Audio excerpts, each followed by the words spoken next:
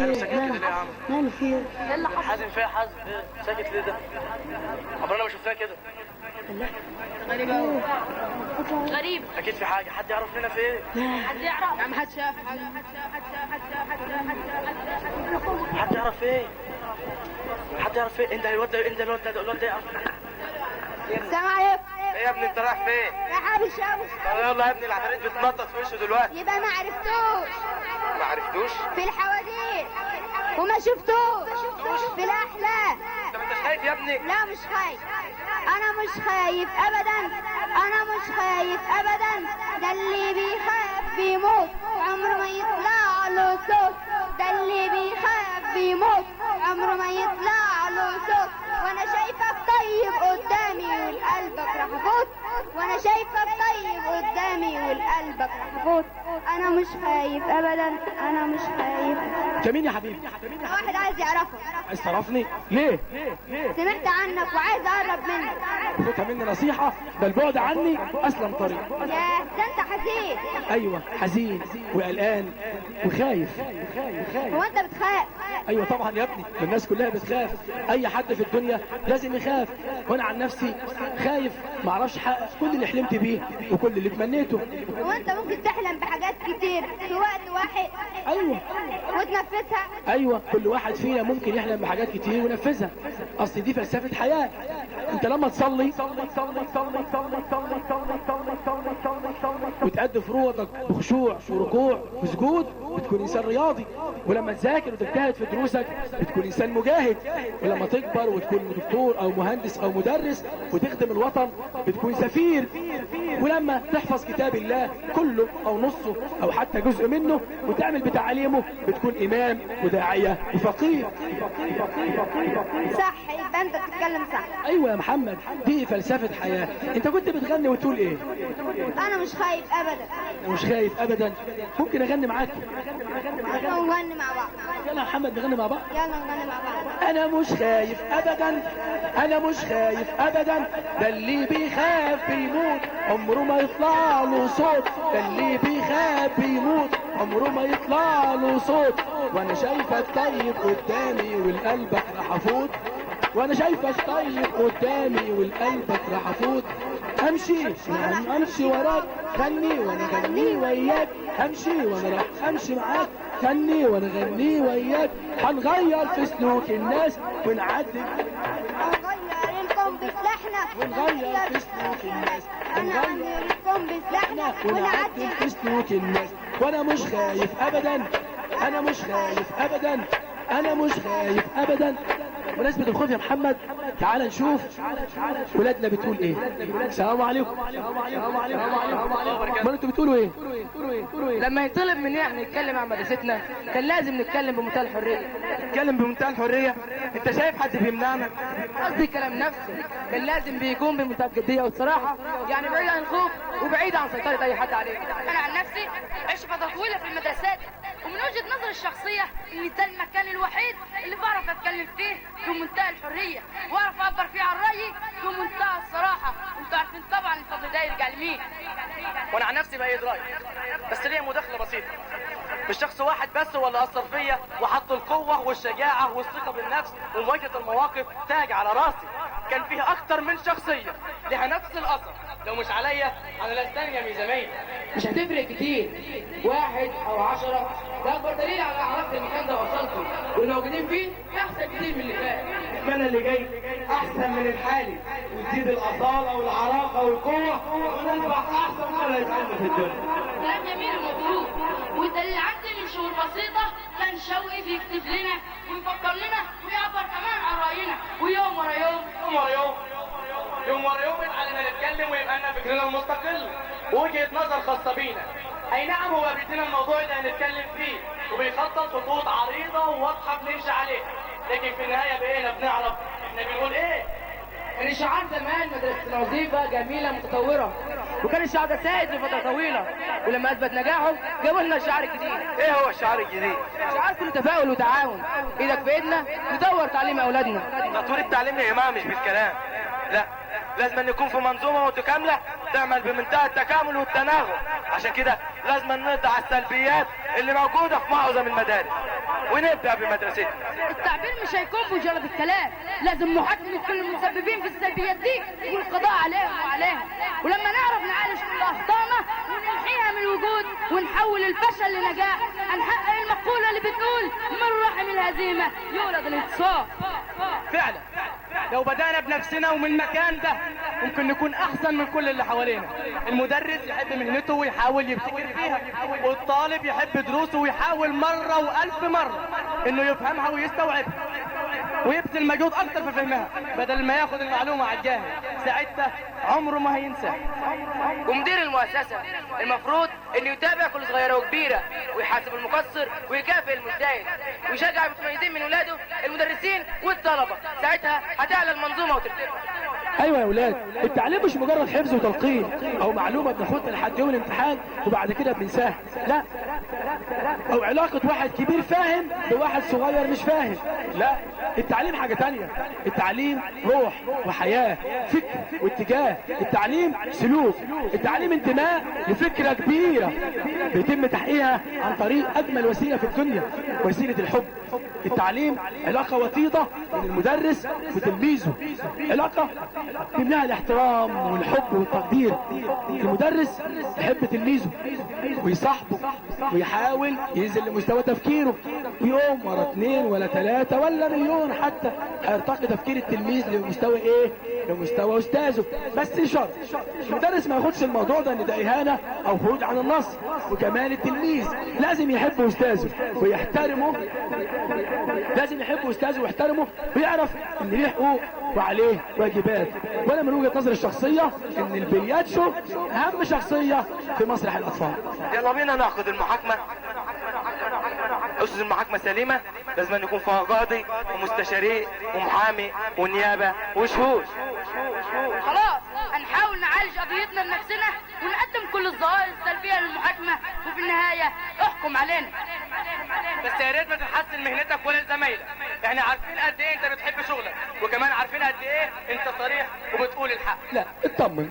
مين هيعمل دور القاضي ومين المحامين ومين النيابة ومين هيشهد معايا؟ أنا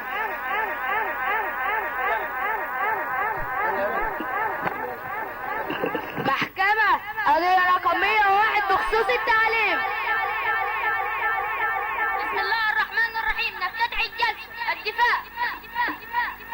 سيد القاضي، أقف هنا اليوم لا لاتهام التعليم، كلا وألف كلا، ولكن لوضح لسيادتكم ما هو الهدف من وراء هذه القضية المتشابكة والشائكة والمترامية الأطراف. نعم سيدي، اعتقد انه لا يجرؤ احد على اتهام التعليم ولا المساس به، فكلانا يعرف جيدا ان التعليم في هذا البلد بالمجان، فلا مجال للاتهام اذا، حيث ان التعليم يعطي ولا ياخذ. سيد القاضي، أرجو سمح لي بتكملة مرافعتي.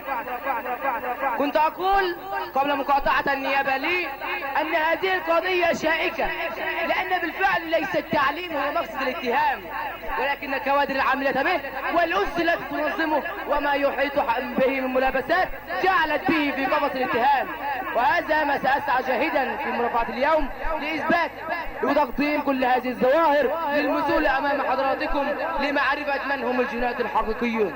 الدفاع يماطل ولا يعرف ما هو السبب وراء هذه المماطلة. هل التعليم مسلم أم غير مسلم؟ وهل تستند يا سيدي على أدلة وبراهين لإزاء هذا الرأي أم أن الجلسة ستبدأ وتنتهي ولا نسمع سوى كلمات الإنشاء؟ سيد القاضي، أعتقد أن هناك ذن صارخ من النيابة، وكل ما أطلبه هو إعطائي فسحة من الوقت لإتمام مرافعتي ورجاء للسماح بذلك. سيد القاضي، الدفاع يسرد كلمات ووقائع ولا أدلة لإثباتها، فكيف يجرؤ أمثاله على تقديم التعليم للمحاكمة ونحن نعرف أن التعليم نظام ونحن في بلد النظام؟ على متاهم التعليم ولم يقدمه للمحاكمة ولا المساءلة للقضاء عليه، ولكن للقاضي بالبراءة الخيانة وفساد الفاسدين، وتقلي بالله عليك إتمام مرافعتي وإثبات ما أريد. أن يقبل الدفاع. سيد القاضي، لن أفعل مثل ما يحدث في التلفاز، وأطالب بحضور السيد الوزير والسادة المسؤولين عن الهيكل التعليمي. كلا، أن هذا أبعد بكثير عما أريد، كما أريد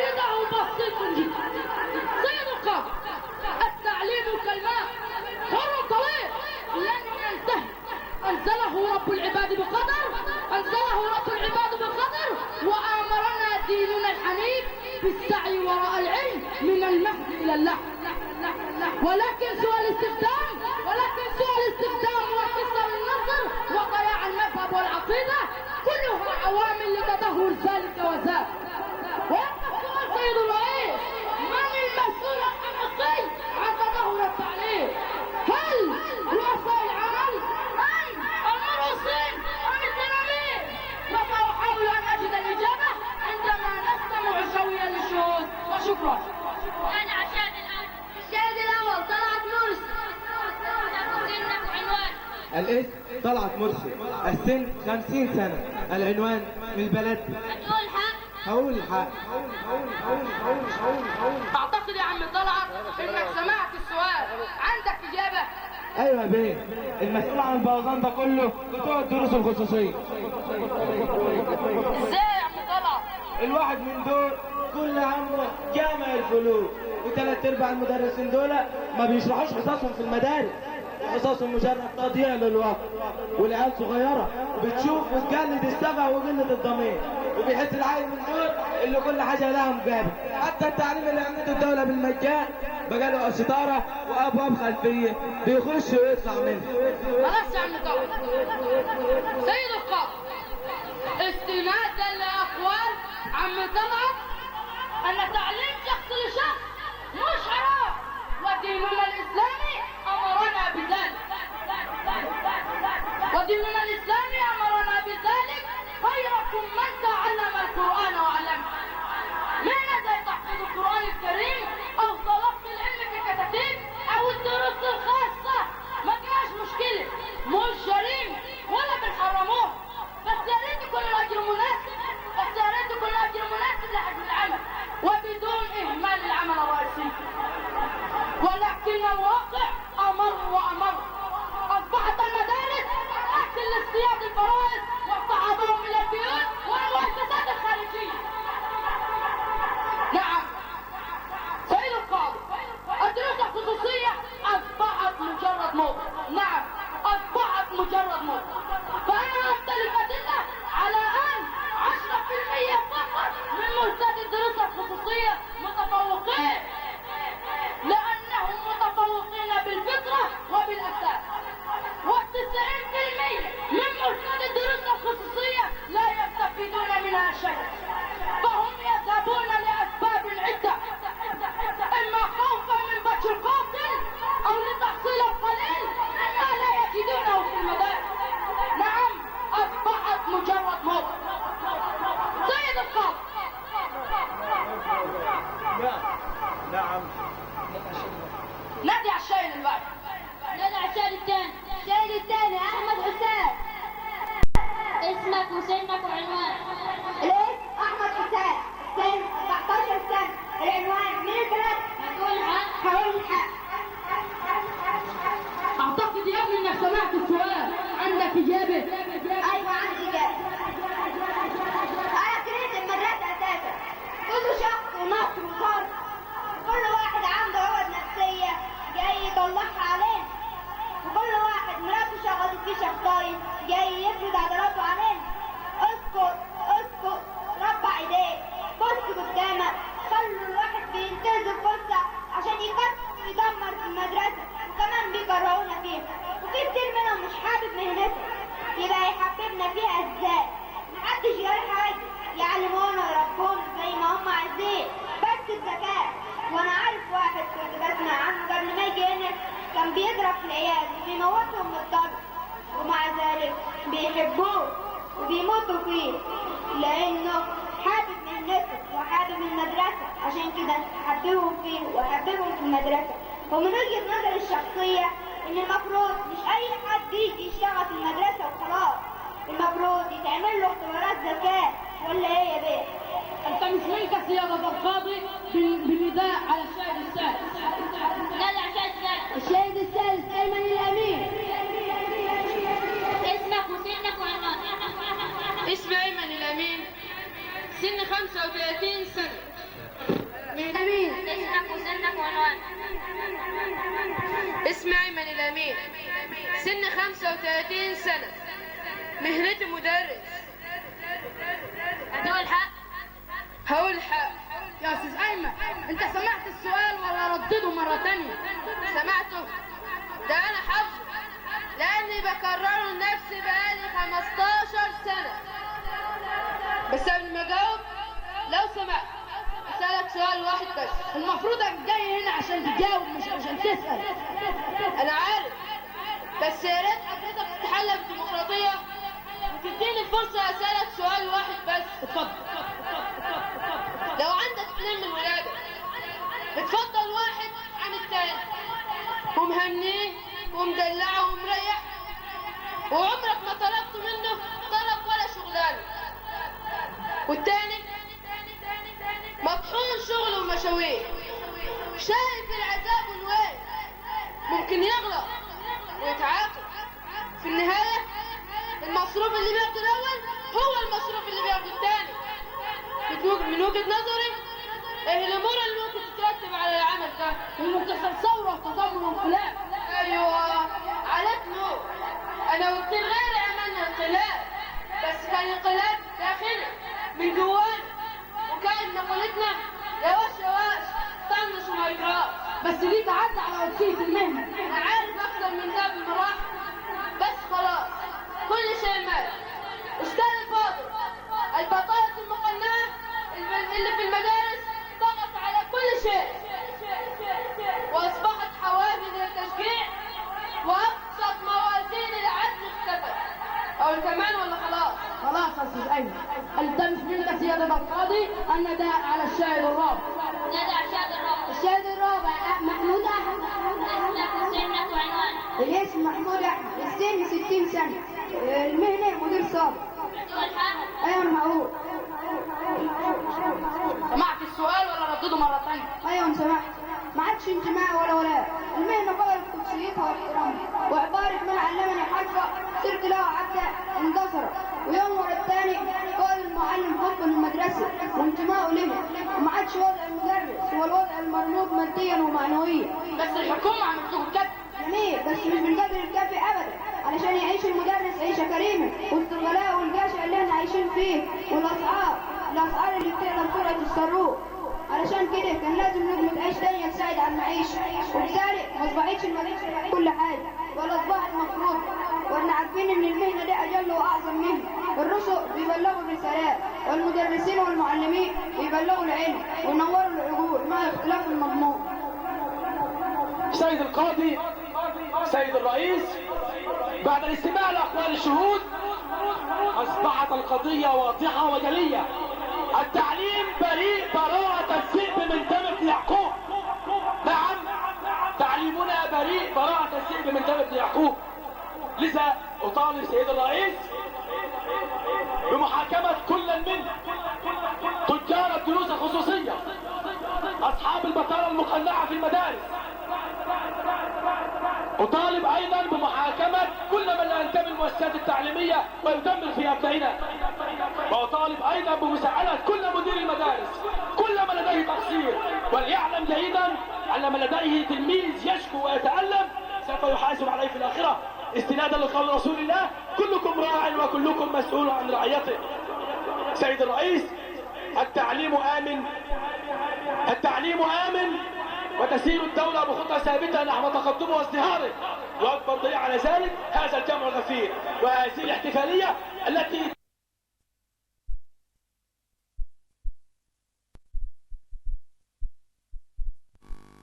تطور تعليم أولادنا. ولكن يحضرني الآن قول الشاعر: نعيب زماننا والعيب فينا، وما لزماننا عيب سوانا. نعم سيد الرئيس، نحن من لوث الماء، نحن من ثقب الأوزون، نحن من لوث الماء، نحن من ثقب الأوزون، نحن من أضاع مذاق الفاكهة والهرمونات، نحن من قتلنا ابتسامة الأطفال وأعلينا صرخاتهم بالحروب، نحن من ترك شرع الله والعزنا وراء خرافات الغرب البالية فتكالبت علينا الشرور. نعم، نعم سيد الرئيس، نحن من عاق الوالدين فسبنا أبناؤنا فسقط من بين أيدينا الاحترام. التعليم آمن والأساس متين. تكالبت بعض النفوس الشرسة على تعليمنا، فبث في نفوس أبنائنا المكر والخداع. الأساس متين، ولكن بعض الأعمدة الايدي الآثمة. نعم، نبحث سويا ونقطع الايدي الآثمة لنلتف جميعا نحو رادعهم الخفاقة.